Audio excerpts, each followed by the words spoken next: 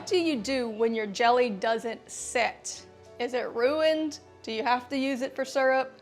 No, I'm actually going to show you a really easy way to reset your jelly. And all you need is what you already did and a box of pectin. But here's the key. You have to make sure it's the sugar, no sugar needed, no sugar added pectin. Because if you use regular pectin, you're going to have to re-add the same amount of sugar that you did in your original recipe.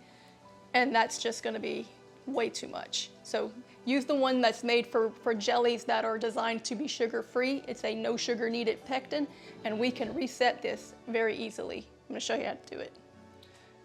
You need 1 tablespoon of the no sugar needed pectin for every 1 cup of jelly that you made. So you need to remeasure your jelly. You're going to open it, pour it into a pot, but as you do, you need to measure it out to see how much you've actually got. So all you're going to need to do is stir that in really good, but this is a muscadine jelly, so I add a little bit of butter to it because the oil kind of helps to hold it down from bubbling up too much.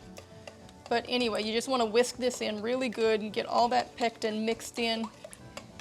And when it comes to a rolling boil, you want it to boil hard for 1 minute. Take it off the heat, put it in your jars. Clean jars, we're starting with new jars. And then we're going to water bath it for 10 minutes. And it's that easy. That's how you save runny jelly. All right, and it worked. We have success. And this is actually going to set up a bit more because it's only been, a little while. Usually I'll let it sit out at least, overnight till the next day to get a good set so that we can really see. But I will show you that at least it's not syrup anymore. All right, and there we go, turning it sideways.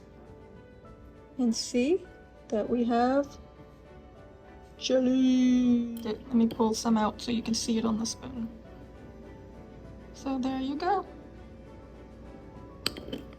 You can save jelly that's runny.